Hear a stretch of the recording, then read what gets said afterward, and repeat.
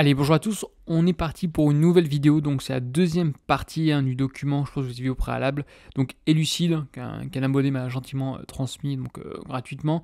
C'est un document avec pas mal d'informations, beaucoup de graphiques, bien fait, donc je vous invite à voir ma première vidéo, je la mettrai en haut à droite. Là on est parti pour la deuxième partie. Donc on va commencer par les ventes immobilières. Vous avez vu que les ventes immobilières sont en baisse. Je pense que vous l'avez vu à travers les diverses vidéos, que ce soit la FNAIM, les notaires de France. On est quand même des baisses aujourd'hui qui arrivent quasiment à du moins 30% aujourd'hui au niveau des volumes, sur la France de manière générale. Le nombre annuel aujourd'hui de ventes immobilières, notamment dans le logement ancien, n'a pratiquement pas cessé aujourd'hui d'augmenter, donc entre les années 70 et la crise donc, justement des subprimes, donc 2008. Donc aujourd'hui, on a une correction avec quasiment moins 30% aujourd'hui de volume, donc beaucoup d'agences sont notamment dans le rouge, notamment aujourd'hui tous les mandataires. On se rappelle, on n'avait pas du Covid, juste après tous les mandataires sur les réseaux sociaux, machin truc, aujourd'hui, il n'y a plus personne. Alors au niveau des ventes des logements, donc comme je vous l'ai mentionné, qu'est-ce qu'on peut constater? Donc une augmentation des volumes qui est relativement importante, on était quasiment donc à moins de 400 000 dans les années 70, avec un record absolu à plus d'1,2 million, donc ce qui est quand même considérable. Donc aujourd'hui une forte correction. Pourquoi cette correction? Donc on a notamment une inflation qui a fortement augmenté, mais surtout on a une hausse des taux aujourd'hui qui a tout simplement imputé le budget des ménages. C'est-à-dire que les ménages aujourd'hui ont perdu quasiment moins 30% de pouvoir d'achat. Donc ça s'est répercuté sur les prix, ainsi de suite, et également avec des difficultés à trouver un emprunt. Donc le plus haut, donc 1,2 million, record absolu, notamment dans l'été, entre 2021 et 2022, puis aujourd'hui une correction. On est aux alentours de 860 000 aujourd'hui ventes, ça risque encore de baisser. On a eu surtout une forte baisse entre donc 2022 et à ce jour, donc début 2024. On a d'abord une baisse de volume, et après on a une baisse de prix. Donc on va avoir une baisse de prix qui risque d'arriver par la suite, même si celle-ci a déjà commencé, notamment sur les grandes métropoles telles que Paris, Bordeaux, Lyon, ainsi de suite. Donc c'est une conséquence qui est importante compte tenu du marché actuel, notamment donc la hausse des taux, comme je viens de vous mentionner, avec une diminution de la capacité d'emprunt, quasiment à moins 30% aujourd'hui, avec des taux qui étaient relativement élevés. Aujourd'hui, je vous mettrai un petit graphique où on en est aujourd'hui des taux. Un bon dossier, là on est mi-avril, fin avril. Un très bon dossier, on est autour de 3,6 à peu près. Enfin, en tout cas, c'est ce que je constate. Certains vendeurs aujourd'hui refusent de perdre aujourd'hui leur plus-value virtuelle. En effet, oui, au préalable en amont, on avait des taux qui étaient relativement faibles, qui étaient aux alentours de 1-2%, mais on avait un marché avec honnêtement une bulle. Enfin, il faut dire ce qu'il y a, on était un marché qui était survalorisé. Moi, j'ai vu des biens qui étaient vendus à des prix délirants. Donc évidemment, ces personnes-là ne veulent pas, parce que quand on dit que l'immobilier ne baisse jamais et qu'aujourd'hui on dit aux vendeurs, écoutez, le prix d'acquisition, là, il faut faire une croix, il faut baisser de moins 30%, évidemment, les personnes ne veulent pas baisser le prix, ne veulent pas perdre d'argent, ce qui est également logique. Mais d'un côté, voilà, s'ils veulent vendre à tout prix, que ce soit aujourd'hui les divorces, les successions, il faudra casser les prix quoi qu'il arrive. Donc les ventes reculent à peu près dans tous les départements, entre moins 15 et moins 25%, moins 25% on est plutôt du côté des grandes villes. Emplacement premium également, on est plutôt du moins 15%, je vous dis, l'emplacement fait tout. Donc l'évolution aujourd'hui des ventes immobilières sur 12 mois, bon ensemble, tout le monde est logé quasiment dans la même enseigne, là également entre moins 19 et moins 20, donc les baisses les plus importantes, donc on a également Paris, on va avoir également donc la Nouvelle-Aquitaine, également le PACA, mais le PACA résiste très bien, notamment Nice, on verra ça par la suite. Parce qu'encore une fois, donc l'évolution des ventes, c'est le volume, en aucun cas c'est les prix. Donc comme je l'ai mentionné, on est sur aujourd'hui un repli qui s'est accentué, qui continue aujourd'hui à diminuer au cours du temps. On va voir le discours de notre Christine Lagarde, aussi une baisse de la Fed ou de la BCE, qui risque de faire changer les choses ou non. Et aujourd'hui, quand même, le plus haut absolu, c'était vraiment les 1,2 million. Là, aujourd'hui, on est sur le montant annuel des transactions immobilières, 485 milliards. Voilà, aujourd'hui, l'immobilier, ça représente à peu près 10% du PIB. C'est quand même un pilier de l'économie française. Comme on dit aujourd'hui, lorsque l'immobilier va, tout va. Voilà. Bon, à l'inverse, quand ça va pas très bien, y a pas mal de choses qui se passent également mal. Donc 485 milliards, ce qui est conséquent, 10% du PIB à peu près. On est quand même sur une activité qui est relativement importante. Maintenant, on va passer sur les fameux prêts immobiliers. Donc un élément qui est crucial. En effet, aujourd'hui, si on souhaite investir dans l'immobilier, il faut avoir justement recours à ce fameux prêt immobilier. C'est compliqué, on peut très bien acheter aujourd'hui donc en direct. Bon, après, il y a différentes techniques également, mais d'une manière générale, le plus souvent, c'est on va passer aujourd'hui sur un prêt. Surtout qu'en France, on a de la chance. On a aujourd'hui un prêt avec des annuités constantes. On n'est pas avec des taux variables, comme dans différents pays, tels qu'aujourd'hui les États-Unis, tels que la Suède, par exemple. Voilà, on a différents pays qui ont des taux variables, donc là, à faire attention. En France, on a également des taux mixtes, on avait un peu de variables au préalable en amont il y a quelques années, mais aujourd'hui, pour la majeure partie, on est sur des taux fixes, et ça, c'est un gros plus. ok. L'immobilier est fortement taxé en France. Par contre, aujourd'hui, la possibilité de souscrire un prêt immobilier par rapport à d'autres pays, c'est la France, c'est une aubaine. Donc pour moi, le gros plus de la France, c'est les prêts immobiliers. Et il faut y aller, il ne faut pas hésiter à s'endetter, mais intelligemment. Donc on a une remontée qui a été très rapide. Ils ont déjà monté en moyenne de 2,5 points en 2022. Il ne faut pas oublier que dans les années 2000, on était quasiment à 6,1%, ce qui était considérable. Petite baisse à 3,5% pour arriver derrière à 5,4, ce qui était également aussi important. Après, voilà, on est quand même des super années. Les dernières années ont été vraiment des années fantastiques, les 10 dernières années, avec même des prêts des fois à 0,9, enfin voilà, c'était juste un peu délirant. Évidemment qu'au bout d'un moment, ça allait forcément remonter, c'est une question de temps. Après, quand exactement? Et deuxièmement, la hausse a été vraiment relativement importante. Moi, je ne pensais pas à une hausse aussi rapide, aussi brutale. Aujourd'hui, on est aux alentours de 3,6, comme je mentionnais à peu près fin avril. Donc les taux ont déjà augmenté en moyenne de 3 points. Les profils les moins aisés se situent désormais autour des 5,5% des taux d'intérêt. Bon, en revanche, sur ce point-là, moi je ne suis pas forcément d'accord. Voilà, ça prend encore une fois entre guillemets. Comme je voulais également mentionner aujourd'hui, c'est bien d'avoir un esprit critique sur chaque document. Au niveau des taux d'emprunt donc immobilier de durée, justement sur 20 ans, entre 96 et 2024. Bon, on avait des taux qui étaient relativement importants. Et puis on a eu vraiment une chute au cours du temps, entre 96 et on va dire allez, 2020. Évidemment, on a eu des petits pics entre-temps, comme je vous ai mentionné sur le document qui était juste avant. Et aujourd'hui, hop, une très forte remontée. On est sur des niveaux de 2008-2009 à peu près. Je dis bien à peu près. Donc le maximum, on avait passé les 5%. Maintenant, on est sur une correction. Je vous dis un bon dossier. Pour moi, un très bon dossier. Un bon dossier, on est aux alentours de 3,6, 3,5. Le problème est que le marché immobilier dépend grandement des crédits immobiliers.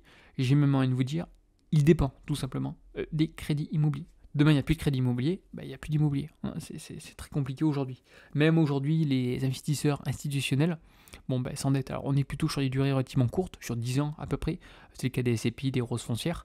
Mais aujourd'hui, les crédits immobiliers sont essentiels. Alors, évidemment, il y a 3 éléments qui sont primordiaux. Le premier, c'est la mensualité. Je pense que ça, je vais apprendre à personne. Aujourd'hui, on doit respecter 30% des revenus. Donc, je ne vais pas vous faire un petit topo. Évitez aujourd'hui donc d'être à découvert. Essayez aujourd'hui d'être un peu stratégique pour vous montrer qu'à votre banquier, tous les mois, vous avez ouvert par exemple un petit PEL et vous mettez 50 € tous les mois pour montrer que voilà, vous savez quand même gérer votre argent. On évite de jouer parce que voilà, sur des jeux de casino, de trucs de machin. Autre point, on évite de jouer à la FDJ ou à la limite vous ouvrez un autre compte bancaire et vous envoyez l'argent sur un autre compte bancaire. Mais on évite de montrer à votre banquier que voilà, on est joueur, ainsi de suite. Plutôt bon père de famille, faut montrer au banquier qu'on sait gérer notre argent, on met de côté, il faut avoir un relevé de banque nickel chrome sur les 6 derniers mois, voire un an, comme ça au moins vous êtes vraiment clean. Voilà, c'est une petite astuce.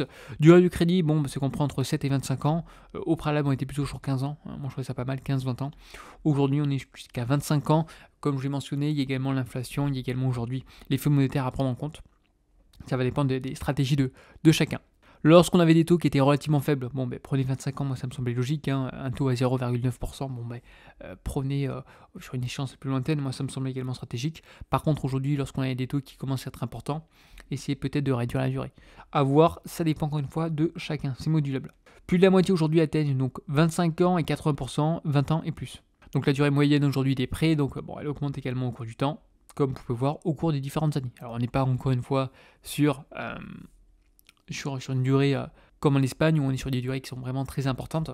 Je mettrai également un petit dossier, un petit article que je trouverai sur internet à ce sujet. On est vraiment sur des durées qui sont vraiment très importantes. C'est pas encore le cas de la France, mais en tout cas on est en forte augmentation. Troisième point, c'est le taux d'intérêt, évidemment, qui dépend donc des taux directeurs. Donc je vous mettrai également une définition sur qu'est-ce que c'est que le taux directeur pour comprendre également. C'est des points qui sont importants. Moi je vois ce que c'est, mais j'ai pas vraiment la définition qui est technique, expliquée avec un petit schéma. Je vous mettrai directement une petite image en insertion, qui est fixée évidemment par la BCE, donc la Banque Centrale Européenne. Un élément qui est très variable et qui est vraiment important. Ça va dépendre de Christine Lagarde en particulier. Donc en pratique, le montant qu'un ménage peut emprunter dépend quasi exclusivement aujourd'hui des taux d'intérêt. Voilà. Alors il y a un petit exemple pour vous montrer, et on verra par la suite, il y a un graphique. Donc prenons l'exemple aujourd'hui d'un ménage qui aujourd'hui rembourse 1 000 € par mois pendant 25 ans. Quand les taux étaient à 7%, donc dans les années 2007, la capacité d'emprunt, on pouvait aujourd'hui investir pour un bien à 141 000 €. En revanche, 2022, lorsqu'on avait des taux qui étaient relativement faibles, quasiment 1%, on pouvait emprunter pour 265 000 euros. Donc vous pouvez... Bon, après, voilà, l'exemple est extrême, mais c'est vraiment pour vous montrer la puissance aujourd'hui des taux d'intérêt. Plus les taux sont faibles, plus on peut aujourd'hui emprunter d'argent et utiliser un effet levier. Plus les taux sont importants, moins on peut emprunter. Et par conséquent, c'est une répercussion aujourd'hui sur le marché immobilier. Notamment pour les promoteurs. Par exemple, les promoteurs aujourd'hui, ils avaient l'habitude d'avoir des taux qui étaient pas très importants, aux alentours de 1-2% maxi. Donc ils se sont dit, tiens, les ménages aujourd'hui vont être en capacité, les gens vont être en capacité aujourd'hui d'investir pour un appartement par exemple aux alentours de 250 000 euros. Ouais, très bien.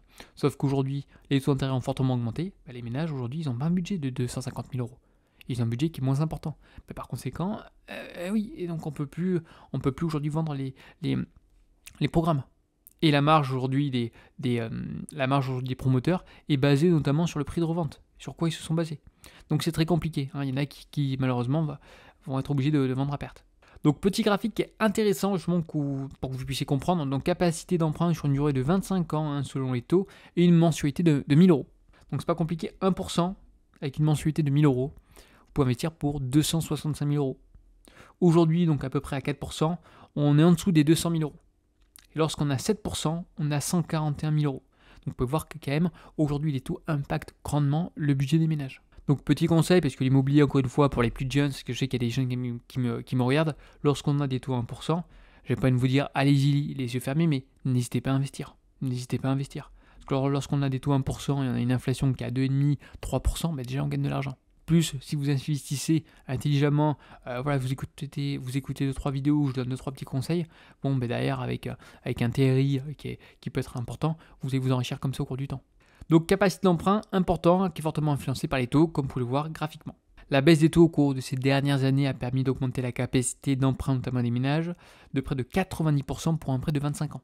On comprend à quel point tout cela a considérablement porté le marché immobilier à la hausse, notamment les promoteurs immobiliers. Vous voyez, les promoteurs immobiliers, après justement 2009, c'est en forte croissance. Et oui, parce qu'on a des taux qui étaient relativement faibles. Et aujourd'hui, lorsque les taux augmentaient, faut les vendre, faut vendre le programme. Plus toutes les normes énergétiques, les trucs, les machins, mais aujourd'hui, le point mort pour les promoteurs commence à être compliqué. Plus la rareté du foncier, la ZAN et compagnie, ça va être compliqué. Donc le prix des logements en France, du revenu annuel des ménages, qu'est-ce qu'on peut constater? Donc le prix de logement a fortement aujourd'hui augmenté, comme je l'ai mentionné sur la dernière vidéo, à partir des années 2000-2001, pour aujourd'hui être, on va dire, à peu près dans un range. Le taux des obligations assimilables au trésor, évidemment, à l'opposé, ça décroît fortement. Par contre, aujourd'hui, suite à la montée des taux, évidemment, les obligations ont augmenté. Voilà pourquoi il y a certaines personnes qui estiment que c'est important d'avoir un peu d'oblig dans le portefeuille, être diversifié, avoir un peu d'immobilier, un peu d'or, un peu d'actions, un peu d'oblig. Si je dis pas de bêtises, il y a un portefeuille qui s'appelle le portefeuille 4 saisons. Voilà, je crois où il y a 4 classes d'actifs équipondérées. Et il y a de l'oblig, il y a de l'immobilier pour faire face aux différentes crises, ainsi de suite. Donc voilà, il faut être diversifié, encore une fois, n'oubliez pas, être diversifié. Aujourd'hui, je trouve qu'au moins trop de ménages, encore une fois, c'est une chaîne liée à l'immobilier, mais aujourd'hui, je pense qu'il y a trop de ménages qui sont trop dépendants d'immobilier. Donc n'hésitez pas à vous diversifier. Donc la diminution de la capacité d'emprunt pour un crédit, pourtant sur un taux d'intérêt de 1%, pareil, encore une fois, mensualité de 1000 euros. Donc ce qu'on peut constater aujourd'hui, donc en avril 2024, avec des taux de crédit quasiment à 4%, on a perdu 30% de pouvoir d'achat. Là, je vous renvoie à ma vidéo sur Halftime qui avait déjà évoqué ce sujet. Donc on a une part d'achat qui est quand même considérable, notamment sur le 25 ans. Sur 20 ans, pareil, on est à peu près sur 25% de pouvoir d'achat. Par conséquent, plus les taux augmentent de crédit, vous avez compris, plus aujourd'hui le budget des ménages est petit. Donc les prix immobiliers qui sont importants vont avoir des difficultés à trouver des preneurs. Voilà pourquoi, si vous investissez dans l'immobilier, pensez pas que villa, que des gros trucs, que des biens énormes. Des fois, aujourd'hui, un petit bien placé, on va dire, en dessous des 300 000 euros, en cas de crise, vous pouvez toujours arbitrer rapidement. Il faut penser aussi aux pires situations, je ne vais pas dire anticiper à tout, non. Si un jour vous devez arbitrer pour un mariage, pour financer des études à vos gamins, pourquoi pas avoir des petits produits, entre guillemets, liquides. Donc en quelques mois, avec 3 points aujourd'hui de hausse des taux, c'est déjà 25 à 30% de la capacité totale d'emprunt des taux, donc entre 20 et 25 ans, qui a disparu par rapport au début de 2022. Ça, on l'avait déjà vu sur la FNAIM. Mais c'est quand même considérable, une perte de 30% de pouvoir d'achat. Donc, c'est-à-dire, en se serrant la ceinture, j'aime bien, on pouvait donc début 2022 emprunter 300 000 euros. Désormais, seulement donc 200 000 euros. Et encore une fois, c'est qu'un début. Bon, on verra également le discours de Christine Lagarde de la BCE, où ça en est.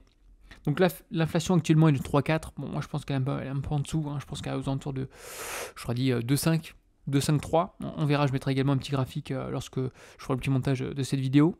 Dans un système financier sain, le taux d'intérêt devrait donc actuellement être plutôt autour de 6% pour être supérieur à l'inflation. Enfin, pour moi, l'inflation, elle est inférieure à 3,4 pour moi. Donc on pourrait avoir une baisse de capacité d'emprunt de l'ordre de 50%. Voilà, ça pourrait être très important. Et là, je vous dis que le marché immobilier va souffrir et bon nombre de métiers. Donc à voir autour du temps. Là, moi, c'est pas grave. Je suis pas forcément. Je partage pas forcément cet avis. La BCE se trouve donc complètement coincée. Donc ça, on verra ça dans une prochaine vidéo, la dernière petite partie. N'hésitez pas à voir la première partie. N'hésitez pas à liker, à partager cette vidéo. Si vous avez des questions, dans les commentaires. Et je vous dis à une prochaine. Allez, bye bye.